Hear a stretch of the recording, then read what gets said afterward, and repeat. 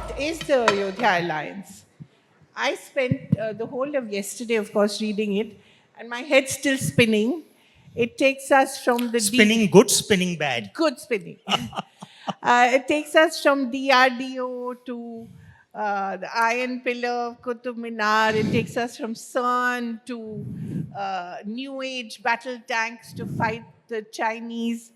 I mean, it spans the globe, it spans But history. nowadays we are not fighting the Chinese. We are best friends. And it occurred to me, are you advising the government or is the government advising you? There's No. also a character whose name rhymes with, I think, Ajit Doval, who also happens to be the NSA here. You see, you can have Jai Shankar, you can have Doval, you can have Modi ji, but we do not know what is driving Mr. Trump. And as they say, fact is stranger than fiction. These times that we are living in, they are proof of that. But coming back to the Ayodhya Alliance, interestingly, for those of you who have been to the banks of the river Saryu, you can actually see a park which is known as the Ramkatha Park. And a couple of acres have actually been cordoned off in that park. And that is actually known to the locals as Korea Park. And there is a stone tablet there which references a lady by the name of Queen Hyo Wang Ok. And you can, during the year, about a couple of hundred Koreans visit this particular spot in order to pay respects to this queen, who is in fact this particular royal couple, Kim Suro and Queen Hyo Wang Hok. They are in some ways the ancestors for almost around a little less than half of the Korean population. And this particular queen was said to have come from a place called Ayutha. Now, whether that place Ayutha is Ayodhya, or whether it is Ayutha down south, which is Kanyakumari, or whether it is Ayutthaya, which is what we now know as Thailand and Suvarnabhumi, that is a mystery. And that is what I wanted to explore through the Ayodhya Alliance. And it has its modern resonance in the new alliance between Aditya Pillai and Sumi Kim. Yes. So the idea was that I just found it fascinating that at that time, I mean, this particular alliance is said to have happened sometime around 42 CE. So we are talking about 2000 years ago. I just found it fascinating that this lady could have gone from India to Korea, at that time, what was known as the Gaia Confederacy. And then I thought to myself, was it possible that this wasn't just a love story? Maybe there was something going on beyond that. And that is what then took me into the layer of exploration in terms of technology, particularly steel making. And honestly speaking, one of the great advantages of writing the books that I do is that I end up spending almost around 2 years immersed in that subject. And I end up finding out things which I didn't know before. And I found it so fascinating that the South, the Deccan, in fact, including where we are currently sitting, and in fact, in places like, for example, Korkai, Muziris, Mysore, Salem, all of these places, there was so much of advanced steel making going on 2,000 years ago. In fact, more than 2,000 years ago. And what we now celebrate as the remarkable Damascus sword, which was said to be a sword that you could flick with your wrist and you could actually slice a feather in two in the air. That Damascus sword could not have emerged without a steel which was known as uku or utsa. And of course, the foreigners called it woots, but wood steel. So the thought I had was that maybe that was the backdrop under which this particular alliance took place. And then the idea that could there be a reverse alliance going on today? Could that technology hold the secret for Bharat's future? And that is the reason why you have those two modern day players in that story. And yet, the book is full of disclaimers that this is nothing to do with reality, that this is all fiction, and yet there are footnotes. So, we're in a very interesting territory. You obviously don't want, You know what I people always to. love saying, Kaveree, that at the end of the day, as a fiction writer, when I'm always asked by the press and media and all, and they say, what is your skill here? I say, well, as fiction writers, we are bloody good liars. We know how to tell a lie with a straight face. But the point is that if you're going to tell a good lie, then tell the lie close to the truth. So that makes the lie that much more believable. And that's what I typically want to do with fiction, which is, in other words, spin a tale, spin a yarn, and I make no bones about the fact that this is a yarn, but it is based on a bedrock of research and truth. And over the last 18 years, honestly, I have also begun to wonder what is truth. I'm sorry, I'm going into a different level out here, but Which what is actually the subject of our next conversation, which is what is truth? reclaiming history. You know, And I think and Mahalakshmi and Chitra will have a lot to say about that. so I mean, for example, people call me a mythological writer or a historical fiction writer or a conspiracy fiction writer. But the point, Conspiracy theorist come fiction. conspiracy theorist, God alone knows what. But I think it was C.S. Lewis who said, no, that a myth is a lie that reveals a deeper truth. So maybe in some ways, mithya is actually more like satya. And maybe in some ways, after all, you have an event which happened in 1857, which is known as the Great Rebellion of 1857. That's the way we learnt about it in our textbooks, or the first war of Indian independence. But if you go to the UK, you're probably not taught that at school level. And if you learn it at college level, you're probably taught that it was the Sepoy Mutiny of 1857. So now, which version of those events should I accept? So in that sense, again, history is always shaped by a narrative. A narrator is relevant and his bias is bound to come there. One of my favorite definitions of history is George Santayana, who said that history is a pack of lies about events that never happened, written by people who were never there. So, which one do I believe? So, in that sense, I think what I find really fascinating with my Bharat series is to be able to narrate to you a story. I make no bones about the fact that it's a story. Take it as fiction. But remember one thing, that all of our fiction comes from something that probably we've seen, something that we have done, something that we heard. We have 300 versions of a Ramayana. Would we have spent so many generations writing 300 versions of an epic if there wasn't someone great called Ram?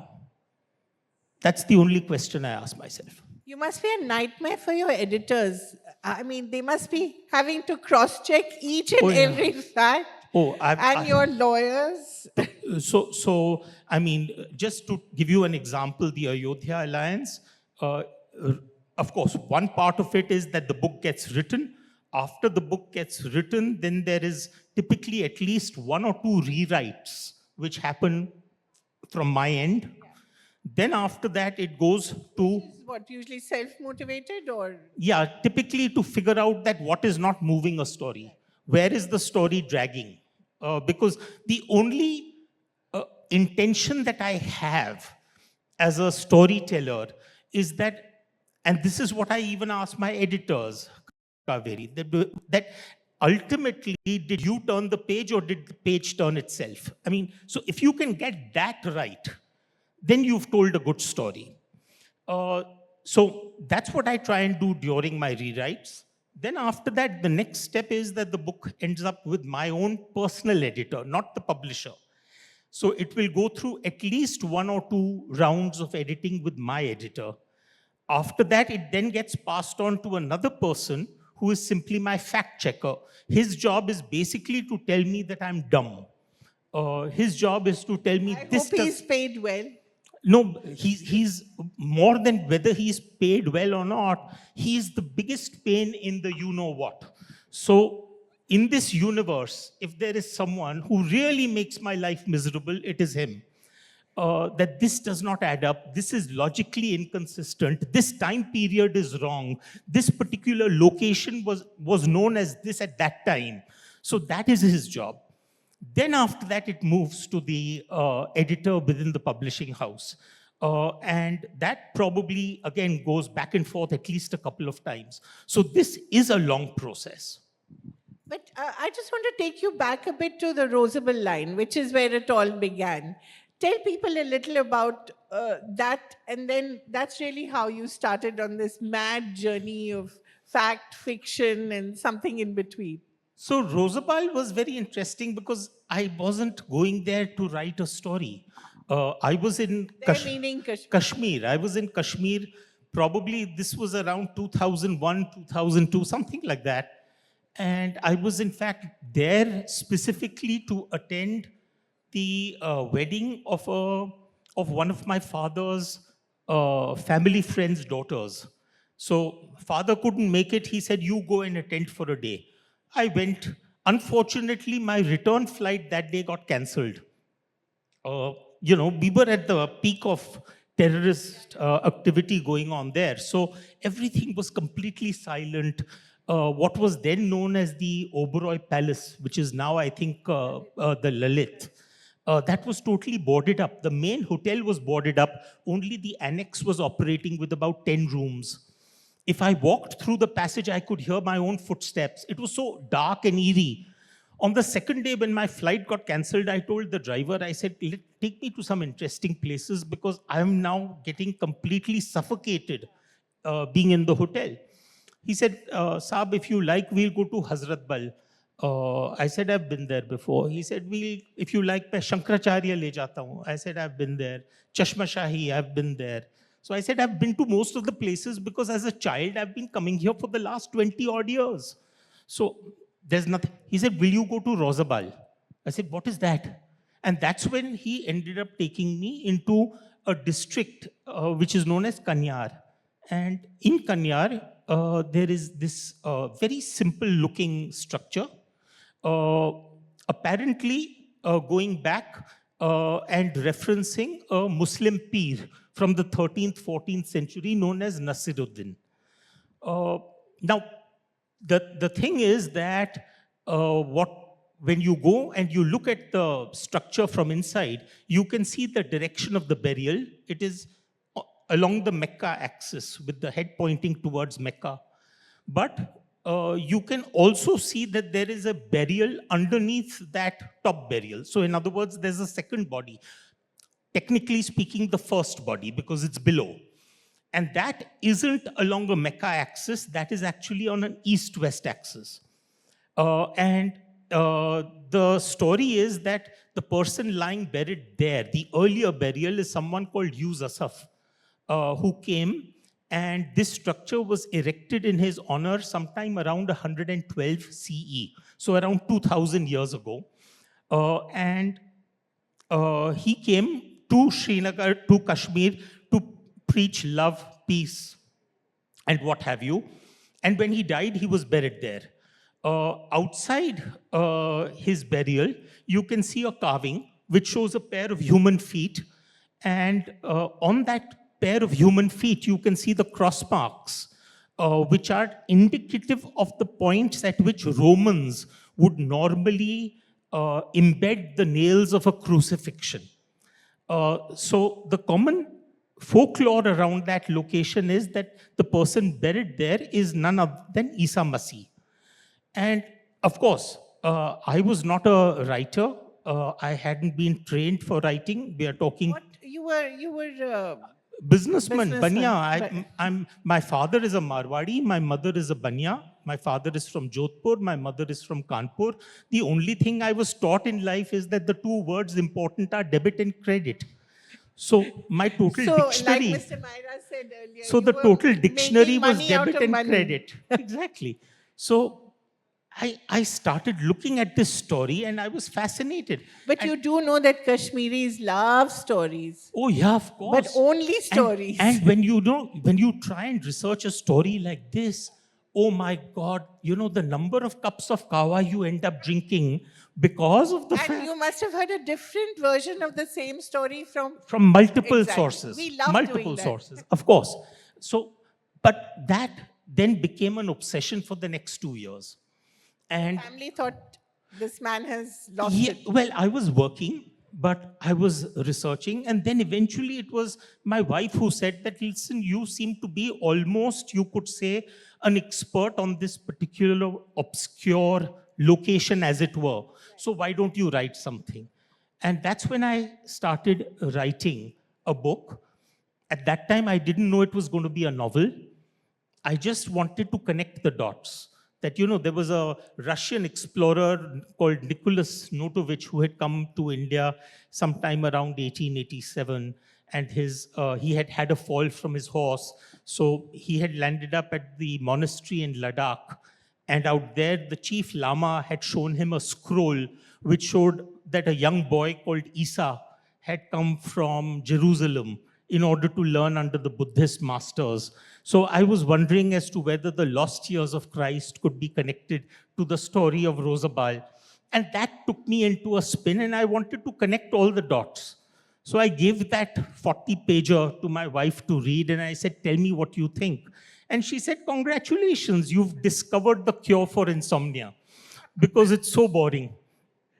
No one is I'm going to still read it. wondering, how are you alive? How have you not offended somebody enough No, to. I think you need to offend everyone equally. That's what probably keeps you going. Have offended every community, every faith, every sort of group of people.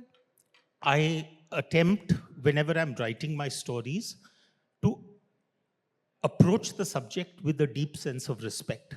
See, that will show through. Yet make it playful enough. You see, Yes. that's a very Yes. difficult So thing to do. one is you're not trying to say that this is real.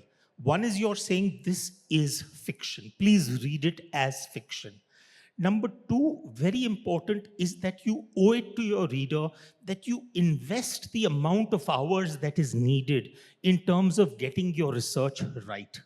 Number three, don't consider your reader to be a fool.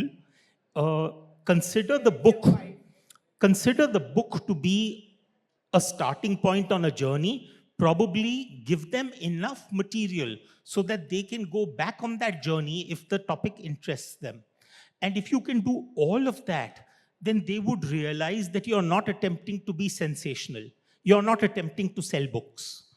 I think that's very important. It comes across very clearly when you're approaching the subject simply from the angle of telling a good story, or whether you're trying to be just sensational. So, debit credit. Are you richer now than you would have been doing what your family was doing? uh, Kaveree, you know it, that I know authors from normally don't from make money. as the old proverb goes, that writers write books faster than publishers write checks.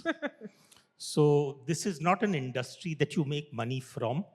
However, I was lucky because after the Rosabal line happened, the next book was Chanakya's Chant, which happened within 2 years. Right. And that really took off. And as a result of which, even the Rosabal line took off. And then after that, the royalty checks started pouring in. So as a result of which, I realized very sort of soon enough that, look, now I have reached a point where I can afford to give up on the rest of what I do and focus entirely on my stories. So one of the most interesting thing you talked about the inscription, the foot and the nails.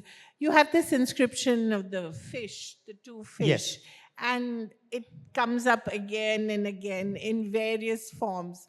Talk a little about that. It's quite playful and interesting. So it's interesting because if you go to Gyumgwan, which is what used to be the seat of the old Garak Confederacy, the Gaya Confederacy of Korea, uh, the king that we refer to, Kim Suro, if you go to his tomb, you will find that at the entrance of the tomb there are two fish that are shown at the entrance. So it's a twin fish symbol. Now, what I found very interesting was that if you look at the around the time frame that this queen was said to have gone from Ayodhya to In almost like a Titanic kind of journey, she gets exactly, lost, she's exactly. washed away to Thailand. So when she goes, that if you look at the entire shipping routes, particularly of the Pandyans at that time, the Pandya era, you're looking at again their flag and the motif on their ship, and that is two fish, twin fish. So I'm wondering, well, was her tomb connected in some way to the Pandyans? And then, of course, after the Pandyans, you also have the Cholas, but the only difference is that the Cholas then add a tiger, their own tiger, to the twin fish, with the tiger very prominently looking at the fish that they have managed to conquer the Pandyans. You know, so you see that happening. But now, what is really fascinating is that you see that same twin fish uh, through multiple ages. You see it, for example, uh, in the yin yang. In the yin yang symbol, actually, again, it's two clockwise fish. You see it in, even today, you see the yin yang in the Korean flag. Uh, More importantly, you can see this particular twin fish even today if you go to Uttar Pradesh and meet one of the police constables, their badge, this UP state government emblem, contains the twin fish.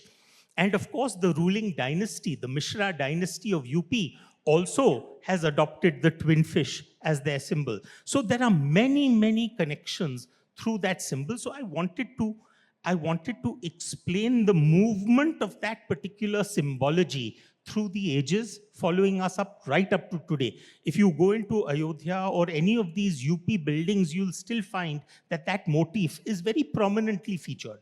I wonder when you're doing all this research, and there must be tons of research that you do you have like a whiteboard on which you have dots which you connect, or how do you do it? So for me, everything is technology. Huh. So, I mean, I write on my phone, I write on my laptop, I have another iPad, I have another desktop computer in my study.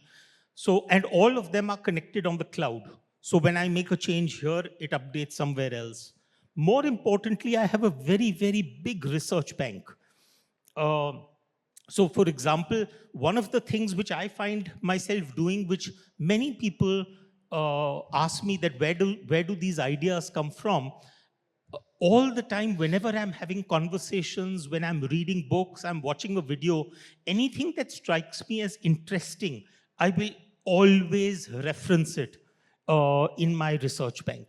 So there will be a link or there will But be a photo. do you divide it into different things, or So what I do is there is an email address which is a Gmail ID, and that Gmail ID is not known to anyone except me because I'm the one who emails you on email that. yourself? Yeah, I email myself. Very interesting. So, for example, let's say I'm having a conversation with you, you've brought up something interesting.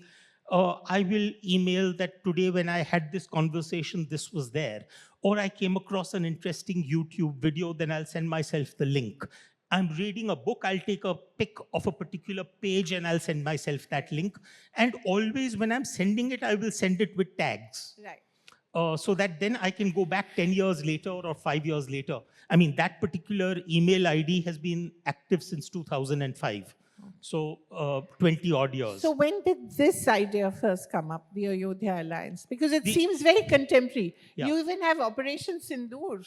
Yeah, so Operation Sindhur only got By the added. way, of course, in his book, China is the main enemy. As we know, things have changed somewhat in the last 2 weeks. But yeah, Sindoor came up in the final edit. Ah. So I had already written the book, and then Sindoor happened. So I told my editor, I said, Let's be "Listen, smart and add this. let's add that reference there."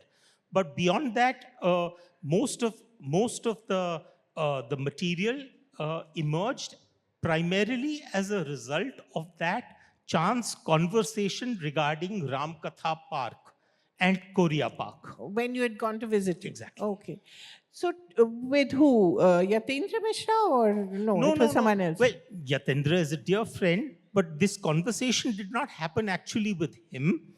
However, uh, because of that particular conversation, I made it a point to go there. Right. So, You cannot go to Ayodhya without Yeah, the yeah. Raja of Ayodhya taking you Exactly. around. So I made it a point to go there. But having said that, I think for me it is always a spark, Kaveree. It'll start with a story, and then after that I will be like for example, let's say Chanakya chant. Okay, 2009 elections have happened. UPA 2 has come. I'm watching it on TV, and then I'm seeing that it's taking them weeks and weeks to form a government. I'm wondering, does it is always politics so messy? Then that leads me to the next question, that were olden times better when you had rajas and they solved their political disputes on elephants? Uh, and then that takes me back to the Arthashastra and statecraft. So it's one part of a story which will lead to another. And that's partly the reason why most of my books are so complicated. So, I mean, But I, in the a reason fun I love way. the reason I love my readers is because they tolerate me. They really tolerate me, No, but I think you give them a lot of pleasure because there's so much to dive into. The last thing before we go, when you talk of Ram, you cannot but talk of Ravan. And I was very struck by this conversation that real, imagined, I don't know, between Ravan and Lakshman, who is Sure. the first Rakshak of the Dvaita Lingam. See, I've read your book so well.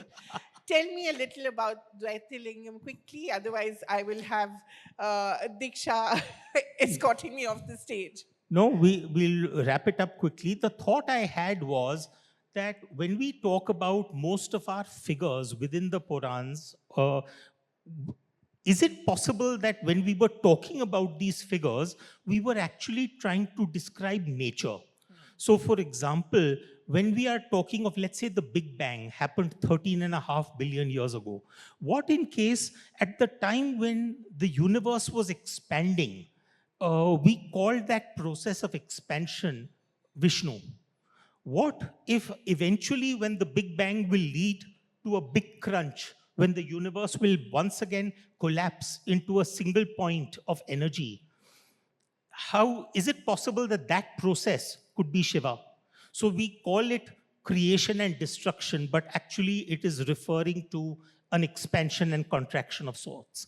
Uh, and what in case, what is created as a result of that, which is the universe, which in our texts is called Brahmand, Brahm Anda, the egg shaped universe. What if that product is actually Brahma? The universe is Brahma.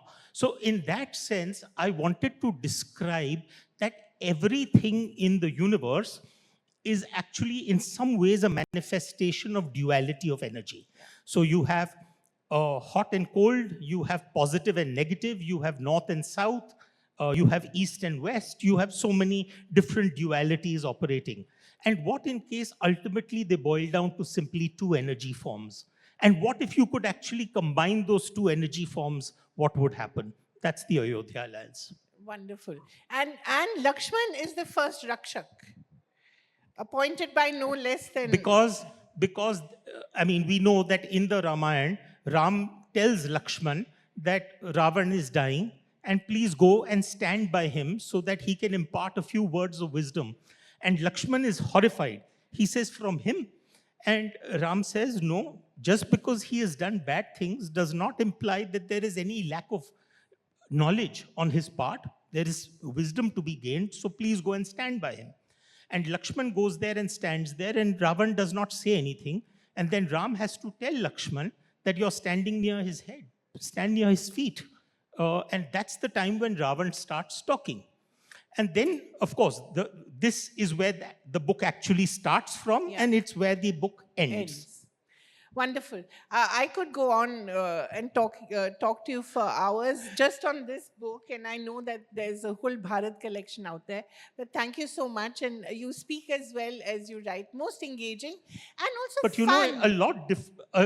I've noticed that I have always a lot to say, but there are some people who are able to push my buttons and get me to talk the way you do, and you are a genius at that. But thank you so much. But I really do urge you all to read this book. Even Mahalakshmi, who will have a bone to pick with you about fact and fiction, she's a stickler for that. But I think she'll enjoy it very much. It's great fun. Thank you. Thank you so much.